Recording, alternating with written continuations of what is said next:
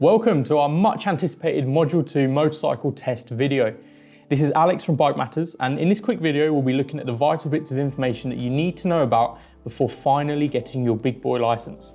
Now this video will be a quick roundup of things to remember before the big day.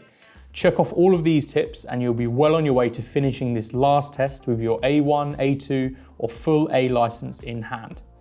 I'll go over what the Mod 2 is and then my top 10 tips to pass the test. Chances are you're watching this to settle a few nerves whilst preparing to go for your big bike test, or just to learn more about it. Or you're completely confident and you're just here because we make amazing videos. But either way, I think it's important to note a couple of things. First, big bikes aren't scary. If anything, they feel much safer and comfortable to ride on the road. So at this stage of getting your license, you'll be pretty happy riding around on two wheels, especially considering that you've completed a CBT, your Module 1, your theory, and you've had a good few hours of training on the road. I'd really hope you feel confident in the saddle at this stage anyway. Secondly, the Mod 2 isn't a test to trick you or do anything particularly difficult before getting your full license or A2 or A1. If anything, the examiner will be a biker and would actually prefer you to pass, given that you have the right skills, of course. It's easier said than done, but really try to relax and be confident in your skills. Confident riding is safe riding, which is a pass. Quick word about Lexham Insurance, who power BikeMatters. So whether it's online or over the phone, Lexham's best deals are direct. So if you get in touch with them and you let them know BikeMatters sent you, they'll be getting you on the road and sorted with a competitive quote.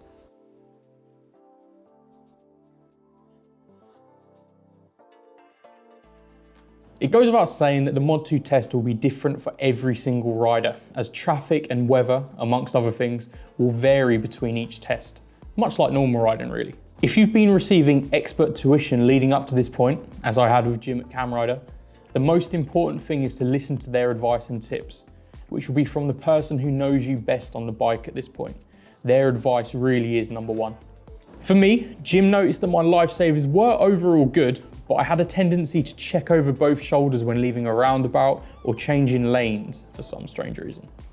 Now this is completely unnecessary, but in some situations you would want to check both sides. I was just doing it far too often. The test itself will last around 40 minutes and the examiner will usually follow you on a bike, but they may also be in a car, but this doesn't have any effect on the test whatsoever. The routes are not published, but you should definitely try to learn the roads around the test centre if you can, just so that you're familiar with them.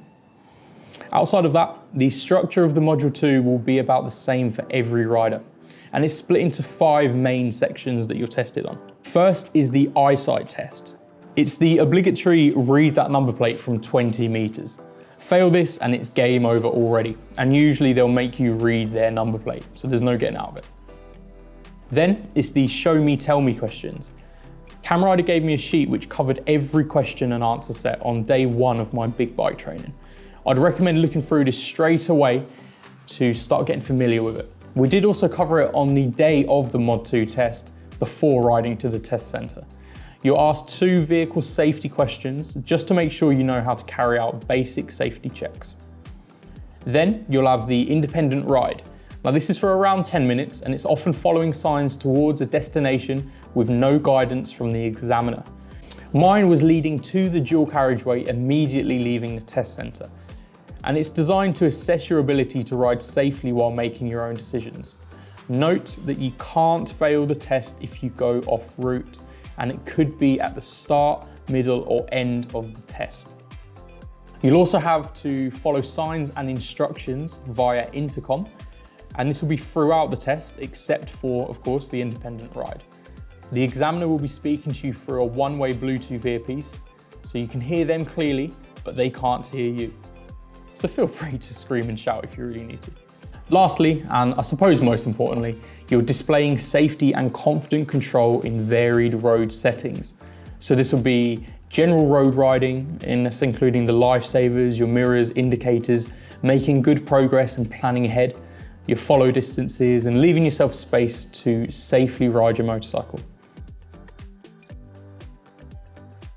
You'll be asked to safely perform a few normal stops by the side of the road throughout. Now remember the indicators and lifesavers when doing this. You'll have to perform an angled start, which is usually pulling out from behind a parked vehicle, and a heel start. So prepare for all of these to happen throughout the test as well. So how is the test marked? The examiner will be noting what, if any, faults you make on the road and assessing your riding throughout. To pass Module 2, you'll need no serious or dangerous faults and no more than 10 riding faults. Riding faults are minor mistakes that you may have made on the test route that aren't too serious, but are things that you should work on when you're riding your bike after the test. Serious faults and dangerous faults will mean a fail. These are times where the instructor has had to intervene or you've caused a serious problem during a ride. So if you love a top 10 list, which we do have many of on this channel, so you want to check them out, you may want to know what my top 10 tips are for your Module 2 as promised. Number 1, learn the roads around the test centre. You don't want to catch yourself out right at the start or the end of the test, so you're best off learning the roads that go into and out of the test centre area. Number 2, don't worry about the examiner and ride for yourself. If you get out of sight, the examiner will simply ask you to pull over where safe so they can catch up. So don't worry if you do lose them at a set of lights or have to go for a spot on a roundabout and you don't think that they're going to make it, just go anyway.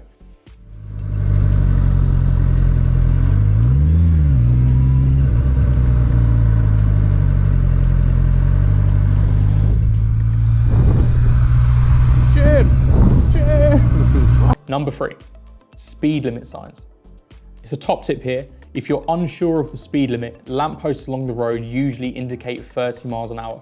And the examiner's distance can also give you a bit of a hint of the speed that you should be going. So if they're really far away, you may want to slow down. And if they're quite close to you, you may think about speeding up, but definitely don't rely on this. Also, you can check side roads as you go past. If there's a change of speed limit to maybe 20 miles an hour, 30 or 40 miles per hour, you can usually figure out the right speed for the road you're on if you did miss a repeater sign. Number 4, move your head enough to move your helmet. So this is when you're checking mirrors and performing any shoulder checks or lifesavers. You want to be moving your head just enough so that your helmet moves as well, and the examiner can clearly see that you are checking your mirrors and making all of the right visualizations as you're riding. Do this all the way throughout the test, nice and easy. Number 5, lane positioning. This is important all of the time, but of course keep it up for the test. Roundabouts, turns, and general riding, keeping you and the bike in the right place is far more important than you may think, and definitely something that they'll be keeping an eye on. Number 6, indicators. Obviously use them, but get in the habit of pressing that cancel button, even just every now and again to make sure they're not still on. This could genuinely be a minor, so avoid making these small mistakes because it could cost you in the long run. Number 7, look up and as far as you can see. Now this is self-explanatory, but keep an eye on what's going on around you and in front of you so you can prepare way sooner than when you're already there. For example, on the test, I had a car that was reversing back into a junction and it was completely unwarranted, but because I saw him with his reverse lights on way far ahead, I could plan to slow down way before it was too late. Now this really will help you plan ahead, and of course just try not to stare at the car in front and zone out. That's the worst thing you can do. Number 8, listen to the examiner and their instructions. Okay, this is obvious, yeah, but they may give you hints about what's coming up and how to properly prepare. So they may say, oh, this is a blind corner, so take care with your speed. Not only are they telling you what they expect to see from you, since they know these routes pretty well, but it's also helpful if you don't know the local area yourself. Number 9, always pick the safe option.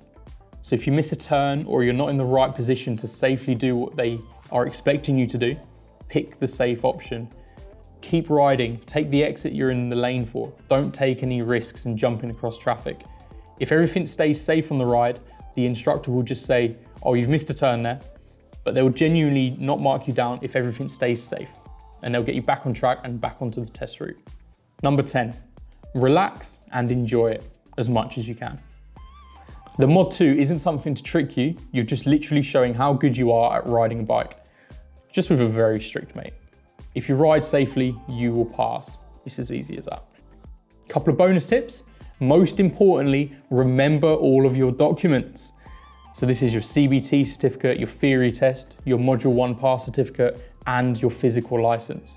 Hopefully your instructor will remind you, but you can't pass on the day without any of these. And what was the most important for me? Well, Jim said something that really helped me out. The Mod 2 ride doesn't have to be perfect. I remember actually saying to my examiner after the test, once I was given the pass certificate, that test route ride was probably the worst ride I've ever had, and things just kept happening and jumping out at me all the way throughout. The examiner was a really nice guy and he did agree that I had it all to deal with, but it was all dealt with safely, so I passed. I really hope that this Mod 2 video has helped you prepare for your test. Please like the video if this helped you out and subscribe for more content from BikeMatters. Of course, best of luck for your Mod 2 test. We'll see you out on the open road when you've passed. Bye.